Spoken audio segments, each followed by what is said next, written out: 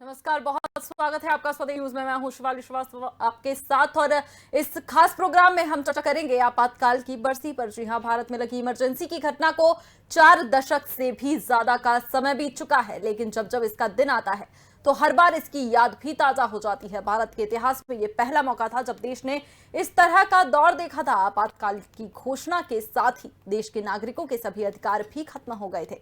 यह सही मायने में सत्ता पक्ष और लोगों के बीच एक ऐसे संघर्ष की शुरुआत थी जिसमें आखिरी जीत भी लोगों की ही हुई थी। इस मौके पर प्रधानमंत्री मोदी ने आपातकाल लगाने को लेकर कांग्रेस पार्टी के ऊपर निशाना साधा है और आपातकाल को लोकतंत्र का काला दिवस बताते हुए कहा कि इसे कभी नहीं भुलाया जा सकता। प्रधानमंत्री मोदी ने कहा, 1975 में आपातकाल लगाकर कांग्रेस पार्टी ने लोकतांत्रिक मूल्यों को रौंदा था। प्रधानमंत्री मोदी के अलावा गृह मंत्री अमित शाह तथा उत्तर प्रदेश के मुख्यमंत्री योगी आदित्यनाथ ने भी आपातकाल को लेकर कांग्रेस पार्टी के ऊपर निशाना साधा। अमित शाह ने अपने ट्वीट संदेश में कहा कि एक परिवार के विरोध में उठने वाले स्वरों को कुचलने के लिए थोपा गया था आपातकाल, आजाद भारत के इतिहास का एक काला अध्याय। उत्तर प्रदेश के मुख्यमंत्री योगी आदित्यनाथ ने अपने ट्वीट संदेश में कहा, साल 1975 में आज के ही दिन कांग्रेस पार्टी ने भारत के महान लोकतंत्र पर कुठाराघात कर देश पर आपातकाल थोपा था। बता दें कि आपातकाल पर बीजेपी और गैर कांग्रेसी दल कांग्रेस की आलोचना करते रहते हैं। ऐसे में मध्य प्रदेश के गृह मंत्री नरोत्तम मिश्रा ने भी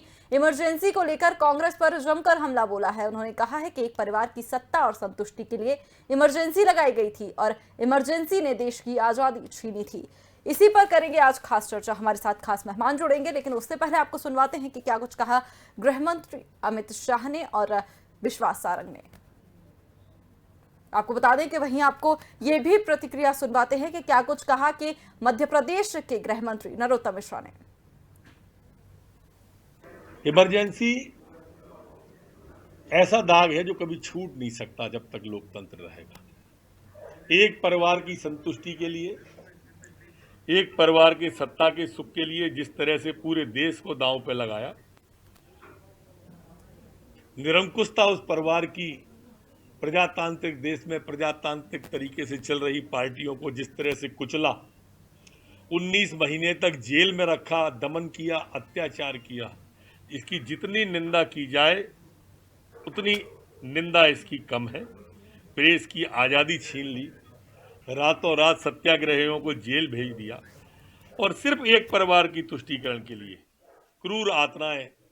आज का दिन इतिहास में 45 साल पहले इंदिरा गांधी और कांग्रेस की अलोकतांत्रिक मानसिकता के कारण आपातकाल के रूप में, काला दिन के रूप में जाना जाता है। इंदिरा गांधी जी ने और नेहरू परिवार ने आज़ादी के बाद लगातार केवल और केवल अपने परिवार को सत्ता मिल सके, इसके लिए देश को तोड़ा मरोड़ा, देश में धर्म और जाति का विभेद किया, लोकतंत्र की तिलांजलि दी और अपने विरोधियों को जेल में डालकर इमरजेंसी लागू कर इस देश से लोकतंत्र को खत्म करने का काम किया। परंतु हमारे पूर्वजों ने, जिन्होंने इस देश की आज़ादी के लिए अपनी शहादत दी, जिन पूर्वजों ने अंबेडकर जी के नेतृत्व में इस देश का संविधान लिखा, वो लोकतंत्र जो दुनिया का सबसे मजबूत लोकतंत्र है, उस पर इंदिरा गांधी जी और उनकी मानसिकता हावी नहीं हुई। तो आपको बता दें, आज के दिन को काला दिवस के रूप में मनाते हैं सब। आपातकाल की बरसी, आपातकाल में जेल भेजे गए इंदिरा विरोधी। आपको बता दें, आपातकाल के 46 साल पूरे हो चुके हैं। भारतीय राजनीति के इतिहास में यह सबसे विवादास्पद काल है। 25 जून 1975 से 21 मार्च 1977 यानी 21 महीने और इंडिया रेडियो के माध्यम से आपातकाल की जानकारी दी गई थी। इस फैसले के खिलाफ सबसे पहले बिगुल लोकनायक जयप्रकाश ने फूंका था। हमारे साथ खास मेहमान जुड़ गए हैं, इसी पर करेंगे चर्चा। हमारे साथ शंकरलाल तिवारी जी जुड़े हुए हैं, पूर्व विधायक हैं भाजपा से। संतोष शर्मा, राष्ट्रीय कोषाध्यक्ष लोकतंत्र सेनानी संघ से हमारे साथ जुड़े हुए हैं। के विक्रम राव, वरिष्ठ पत्रकार भी हमारे साथ जुड़े हुए हैं। वहीं फिरोज सिद्दीकी, वरिष्ठ कांग्रेस नेता भी हमारे साथ जुड़े हुए हैं। बहुत बहुत स्वागत है आप सभी का स्वदेश न्यूज में।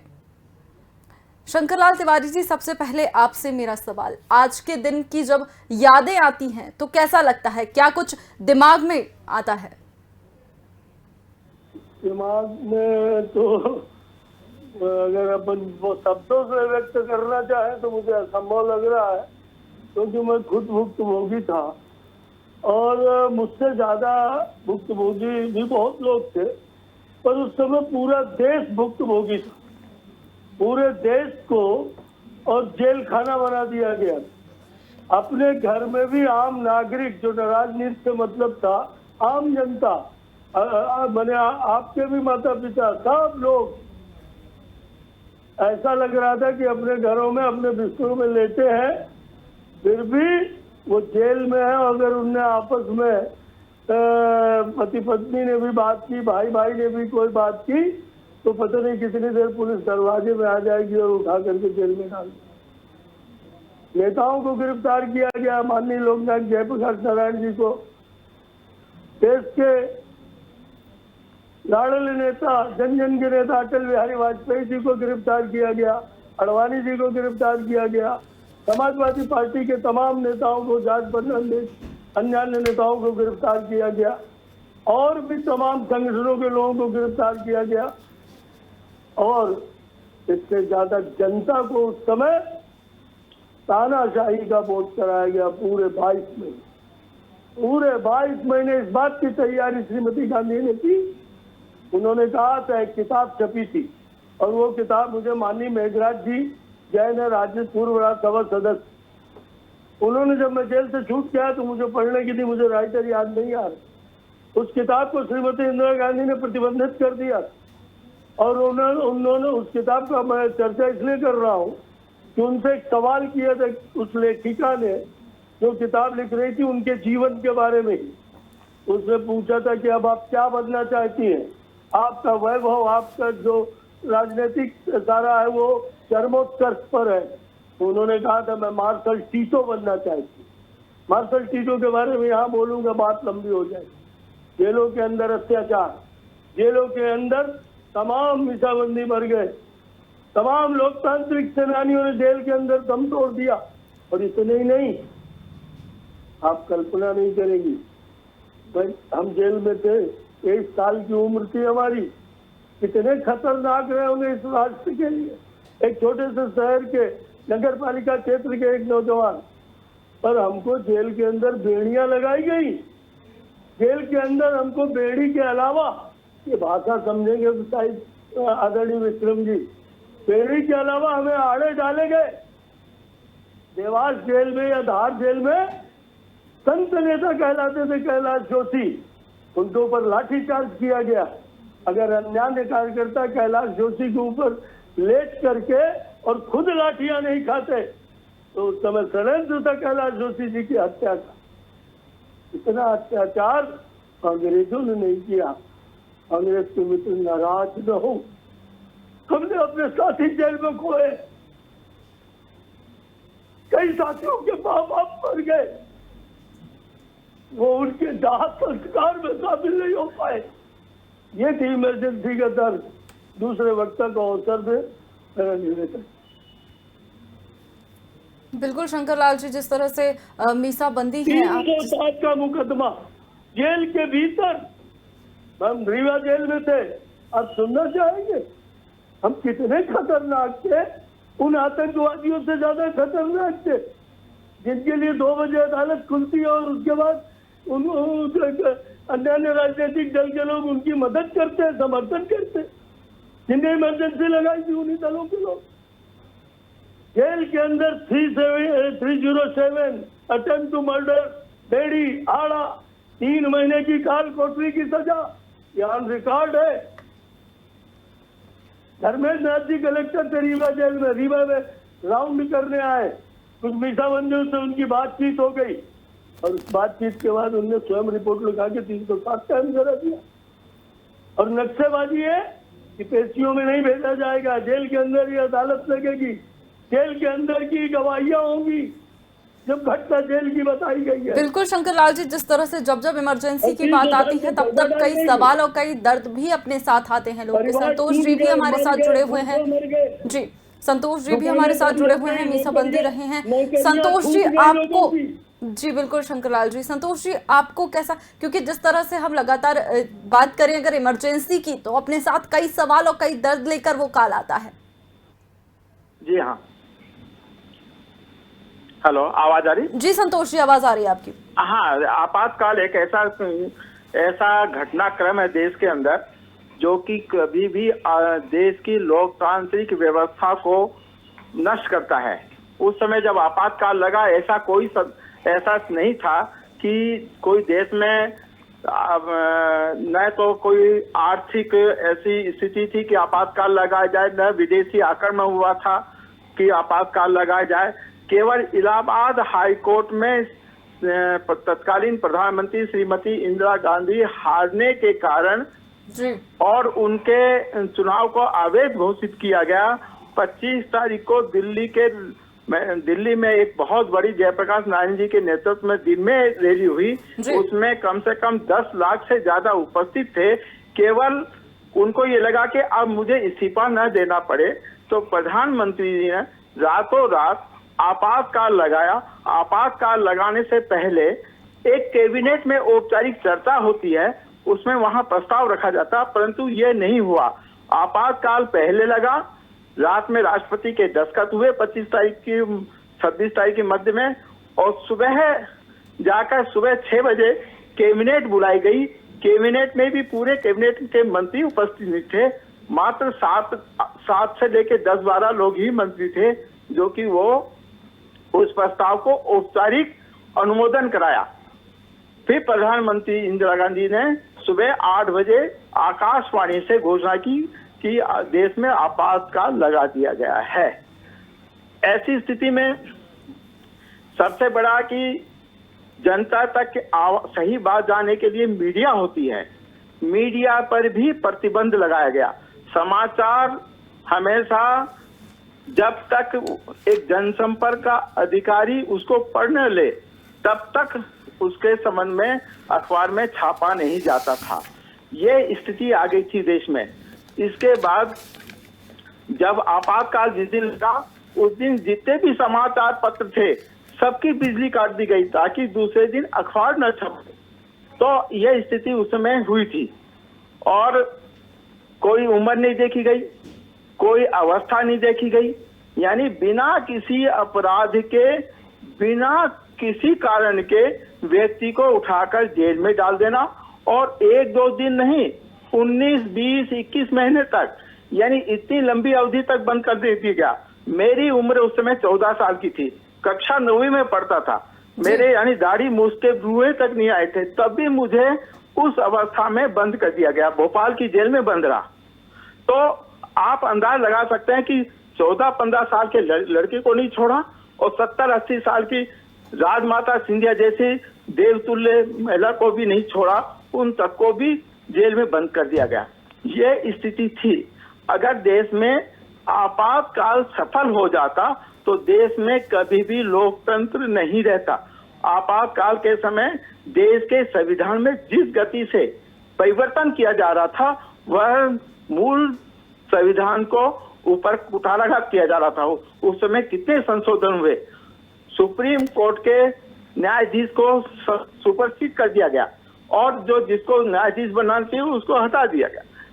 ऐसे अनेक घटनाएं देखेंगे तो आपातकाल में निश्चित रूप से इतने अत्याचार हुए जो कि कहते हैं कि अंग्रेजों के जमाने में नहीं थे। जबकि अंग्रेजों में भगत सिंह को फांसी दी गई, लेकिन अदालत में सुनवाई हुई, इसके बाद फांसी हुई, भले फांसी हुई हो, लेकिन अदालत में हुई। यहाँ तो आपातकाल में कोई सुनवाई नहीं होती थी, सीधे जेल में उठा दिया। परिवार को मिलने के लिए कभी समय नहीं देते थे। हमारे सतना के शंकर लाल तिवारी जो पूर्व विधायक जी हैं, उनके आड़ी बेड़ी डालकर उनके साथ में 4-5 लोग को डाल के जेल में बंद रखा, यानी अत्याचार की पराकाष्ठा है। भोपाल की जेल में हसमत उल्लाह वारसी को बीमार होने के कारण इलाज नहीं दिया, और मरणासन स्थिति में हमीदी हॉस्पिटल को भेजा, वहां उसके 3 दिन बाद उसकी एक्सपायर हो गया। मैं उसका प्रत्यक्ष गवाह हूं। मैं उस समय उनके इलाज में उस समय मैं खड़ा हुआ था। यानी अनंत कथाएं हैं।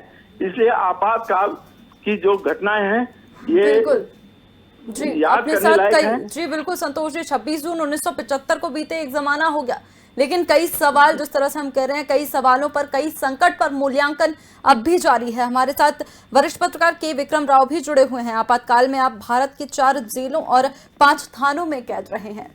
के विक्रम राव जी, जिस तरह से लगातार हमने शंकर लाल जी की भी बातें सुनी, संतोष जी ने भी अपने उस दौर के जो जिसके वो गवाह रहे उसको साझा किया, क्या कुछ आपके मन में यादें उस जमाने को लेकर, क्योंकि आप लोग ऐसे लोग हैं जिन्होंने बहुत करीब से उस दौर को देखा है।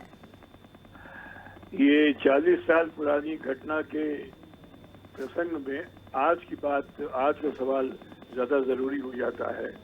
मैं खुद टाइम्स ऑफ इंडिया करेस्पॉन्डेंट रहा, पत्रकार रहा 40 साल से। क्या आज जो लोग कहते हैं कि आपातकाल जैसी स्थिति पैदा हो गई है, आजादी खत्म हो रही है, जेल में बंद किया जा रहा है, अत्याचार हो रहा है वगैरह वगैरह, ये लोग जो उड़नछू खबरें या बातें करते हैं, मेरे ख्याल से वाहियात बातें, मैं इनको थोड़ा सा याद दिला दूं। अधिकतर में से पैदा हुए हैं लोग इमरजेंसी के बाद। जो अभी प्रतीक्षारत प्रधानमंत्री है देश का, उसकी बहन है, ये दोनों 2 और 3 साल के थे, 72-71 पैदा हुए थे, राहुल गांधी और प्रियंका गांधी। इन्हें क्या पता आपातकाल क्या था। आज जो सवाल उठता है, मैं उससे यही सवाल पूछूं कि उस पर जो चीजें हुई, अगर वैसी घटना आज थी तो टीवी वाले, अखबार वाले बदिया उखेड़ देते सरकार की, जीना हराम कर देते लोगों का। क्या हुआ था? बड़ौदा की बात करूं आपको। मैं था बड़ौदा डायनामाइट केस में जेल में, वहां तनहा जेल में रखा गया 10/10 का दूरे लॉक में। हम पे इल्जाम क्या था कि हमने डायनामाइट इस्तेमाल करके इंदिरा गांधी सरकार को खाने की कोशिश की, साजिश की, और हमें सजाए मौत की मांग की थी, फांसी का तय था। वो तो गनीमत रायबरेली की जनता का, इंदिरा गांधी हार गए, हम तो छूट गए, वरना तो मेरी पति विधवा हो जाती उस वक्त। तो ये सवाल उठता है। उस वक्त मध्य प्रदेश के एक जेल में माँ और बेटे को विवश करके सुलाया गया। डॉक्टर रघुवंश, हिंदी के प्रोफेसर, इलाहाबाद यूनिवर्सिटी के, लुंज पैदा हुए, उनपे खंभे चढ़ के तार काटने का आरोप लगाया गया। बेचारे पैरों से लिखते थे, सारी दुनिया जानती है हिंदी का प्रोफेसर पैरों से लिखता है, लुंज है, तार काटने का आरोप लगाया उस पर। और इसी प्रकार जो अत्याचार किया उस जमाने में, आज कहीं ऐसी कोई खबर मिलती है? ऐसी कोई गिरफ्तारी हुई है? ऐसा किसी राज्य को जुल्म हुआ है? अगर होता तो सरकारी उभर जाती। आज प्रेस इतना आजाद है, इतनी सचेत है, इतना लिख सकता है। तब तानाशाही थी, फिर सेंसरशिप थी। अब मैं आपको एक घटना बताऊं।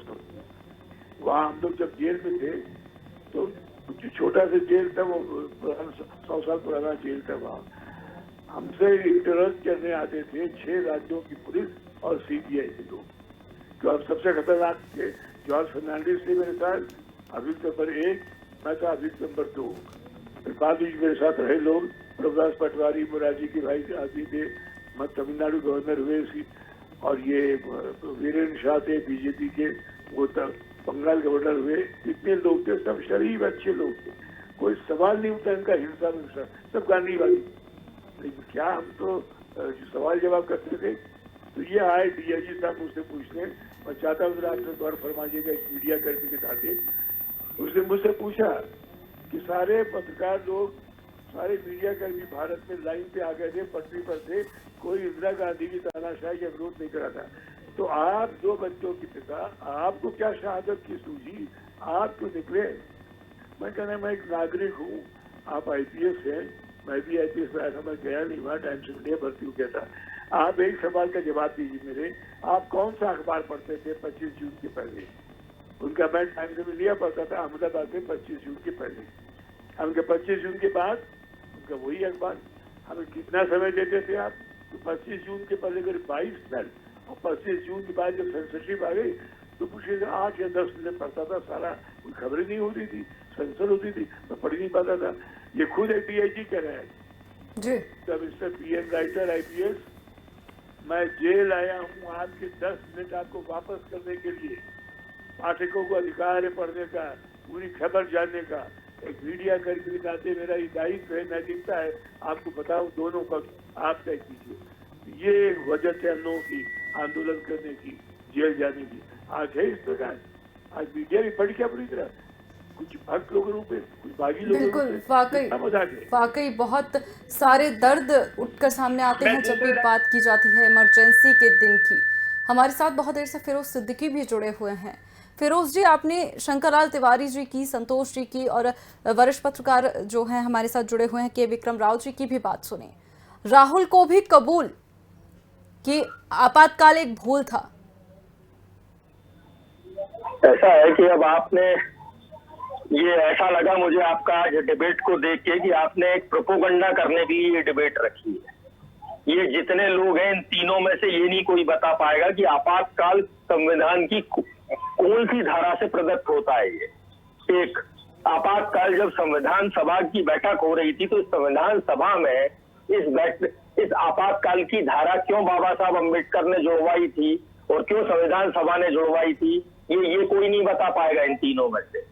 ये वो लोग हैं, उस दल के लोग हैं जो इंदिरा गांधी को नाम रख रहे हैं, जो अंग्रेजों के जूते उठाया करते थे, 60 रुपया महीना लिया करते थे। ये उस दल से जुड़े हुए लोग हैं जो अभी एक पत्रकार महोदय बहुत बड़ी बड़ी बातें कर रहे हैं। मैं इनसे पूछता हूँ, 67 पत्रकारों के ऊपर देशद्रोह का मुकदमा लगाया गया है और सुप्रीम कोर्ट ने ये गाइडलाइन दी है मोदी सरकार को कि पत्रकार कितना भी ब्लंट बोलेगा उस पर देशद्रोह का मुकदमा नहीं लगाया जा सकता। अभी दिल्ली तो इनसे कहना अपने लोगों के साथ तो खड़े हो जाओ भैया, हमारे कांग्रेस के साथ मत खड़े हो। माना आप संघी हो, आप पत्रकार बने के घूम रहे हो, लेकिन फिर भी पत्रकारों के साथ तो रहो। दूसरी बात, जो अभी दिल्ली में जेएनयू के 3 छात्रों को 3 साल से बंद रखा था, ठीक है, उनको अभी दिल्ली सरकार ने छोड़ा है कि आज अभिव्यक्ति की आजादी, आप इसको रोक नहीं सकते। सरकार का विरोध किसी भी कीमत पर देशद्रोह नहीं है। यूपी में कितने लोगों को यूएपीए लगाया, डॉक्टर शकील को लगा दिया, कभी उसको लगा दिया, कभी इसको लगा दिया। और कश्मीर में क्या किया आपने, 6 महीने पूरी जनता को बंद कर दिया बंदूक की नोक पे, कईयों को गोली मार दी। तो जो आघोषित आपातकाल जो लोग लगाते हैं और आपातकाल का पाखंड करते हैं, हमें पता है कि इनकी आगे की कोई सोच नहीं है, ना ये समझ सकते हैं कि भारत कहाँ तक है और क्या है, ये आगे की सोच नहीं है, इसलिए पीछे देखते हैं। 1975 में इंदिरा गांधी ने लगाया था आपातकाल, अरे और पीछे जाओ तो इनके पूर्वजों ने तो अंग्रेजों के जूते चप्पल उठाए पैसे लेके, वो पैसा लेते थे, मुखबरी करते थे। भगत सिंह की जो फांसी की बात कर रहे हैं, ये खुशवंत सिंह के पिता शोभा राम ने उसके खिलाफ। मैं बीच में नहीं बोलती, लेकिन आपने क्योंकि मेरी डिबेट को प्रोपोगंडा करार दिया, इसलिए मुझे बीच में बोलना पड़ रहा है। आपके पहले सवाल का मैं जवाब दे दूं कि संविधान के अनुच्छेद 352 में, आपको मैं दोबारा से सुना देती हूँ, संविधान के अनुच्छेद 352 में। और दूसरे सवाल का मैं जवाब दे दूं आपके कि ये प्रोपोगंडा नहीं था, क्योंकि आज का दिन इस और लगातार जो सवाल और जो आरोप रहे हैं, राहुल गांधी ने भी माना था कि भूल है, बोल दीजिए आप कि उनका बयान नहीं था, लेकिन और अब उन्होंने ये भी कह दिया था लेकिन उस वक्त का आपातकाल आज की स्थिति से बेहतर है, क्योंकि उन्हें आज के टाइम पर भी आपातकाल नजर आता है। उन्होंने साफ तौर पर कहा है कि क्योंकि आरएसएस का कब्जा है संस्थानों पर। हाँ सही है, पूरे आरएसएस का कब्जा है संस्थानों पे। जिस तरीके से संस्थानों को बिगाड़ा जा रहा है, जिस तरीके से कोर्टों का हाल खराब किया जा रहा है, तो ये फिरोज जी, आरएसएस से इतनी दिक्कत क्यों? आरएसएस की विचारधारा से हमको दिक्कत है। ये वो विचारधारा है जो देश को तोड़ना चाहती है, ये वो विचारधारा है जिससे देश के 2 टुकड़े करा है, ये वो विचारधारा है जिससे महात्मा गांधी की हत्या की है। बिल्कुल फिरोज जी, आप उसके खिलाफ खड़े हैं जिसने राष्ट्रपिता महात्मा गांधी की हत्या की, और राहुल गांधी अपने पिता की हत्यारे को माफ करने पर राजी हो गए। हम तो आज भी माफ कर रहे हैं, हम तो विचारधारा की बात कर रहे हैं। हमने तो कहा विचारधारा, उस विचारधारा के खिलाफ है, हम आरएसएस के खिलाफ नहीं है, उस विचारधारा के खिलाफ है जिसने देश के 2 टुकड़े कराए। ये हम उस विचारधारा के खिलाफ है जिसने अंग्रेजों की मदद की है, अंग्रेजों की जिसने मदद की है। तो ये वो है जो आज का आपातकाल है, वो आपातकाल ज्यादा खतरनाक है। ये जो लोग इतनी बड़ी प्रोपोगंडा कर रहे हैं, मैं उस प्रोपोगंडा की बात कर रहा हूँ कि आज क्यों चुप है, आज क्यों चुप है। ये तो पत्रकार है ना, जो एक आपके पत्रकार हैं, एक दूसरे और कोई पैनलिस्ट हैं आपके साथ, ये चलो शंकर लाल तिवारी जी तो हस्तिनापुर से बंदे नहीं हट पाएंगे, ये दो लोग क्यों चुप हैं आज? जवाब देना इस बात का। अगर ये लोग इंडिपेंडेंट लोग हैं, वो भारतीय जनता पार्टी की विचारधारा से नहीं रखते, तो आज क्यों चुप है? क्यों नहीं मोदी सरकार के खिलाफ? फिरोज जी, क्यों इतनी दिक्कत है बार बार कि अगर जो आरएसएस से जुड़े हुए लोग भी हैं और सरकार में किसी उस चीज पर भी पहुंच गए हैं, तो क्यों दिक्कत हो रही है? काम से दिक्कत है या प्रॉब्लम ही है? देखिए, हम आरएसएस की विचारधारा का विरोध करते हैं, हम करते रहेंगे, और खुले तौर पे कहते हैं कि हम आरएसएस की विचारधारा का विरोध करते हैं। आरएसएस जरूर ये कहता है कि हम राजनीति नहीं करते, वो तो लिख के दे आए थे सरदार वल्लभ भाई पटेल को, और राजनीति पूरी करते हैं वो। तो हम लोग तो खुला है, हम तो कहते हैं हम उनकी विचारधारा के खिलाफ हैं, वो है और रहेंगे। ये जो बाकी के आपके दो पैनलिस्ट हैं, इनको पूछिए ना, मैंने तो इतने सारे आपको उदाहरण दे दिए देश में कि ये आपातकाल नहीं है तो क्या है ये। इस बात का जवाब मिलना चाहिए आज देश को। हम कहते हैं ठीक है, अगर हमारी गलती है तो आप भी तो स्वीकारो कि ये आज जो हो रहा है देश में, ये भी गलती है, तो आज क्यों नहीं स्वीकारने के लिए तैयार? सवाल वो है, ठीक है, आपातकाल था, अगर हमने उसको याद किया, आप याद भी कर लीजिए, लेकिन सुधार करिए ना आगे। आप तो जहाँ बोलते तो आपातकाल लगा के बैठे हैं देश में, मोदी जी के अलावा। ठीक है, जल्दी से आप लगातार सवाल उठा रहे हैं, जल्दी से इसका के विक्रम राव जी से इसका जवाब ले लेते हैं। जी शंकर लाल जी, इसके बाद मैं आपके पास आ रही हूँ। के विक्रम राव जी, लगातार फिरोज जी ने सवाल उठाए हैं, उनका जवाब दे। इनसे कहिए सर, ये पढ़ के आया करें, ये कोई अलग टप्पू नहीं है, ये पढ़े लिखे लोग बीच में है। इनके क्या इनका बैकग्राउंड है, हम इनसे पूछिए। चंद्रशेखर सिंह बलिया वाले कांग्रेस पार्टी के वर्किंग कमेटी मेंबर थे, उनको क्यों इंदिरा गांधी अरेस्ट किया? वो तो इंदिरा गांधी के साथ रहे। मोहन धारिया प्लानिंग कमीशन मेंबर थे, कांग्रेस पार्टी के जन्मजात मेंबर थे, उनको क्यों गिरफ्तार किया गया? और इस प्रकार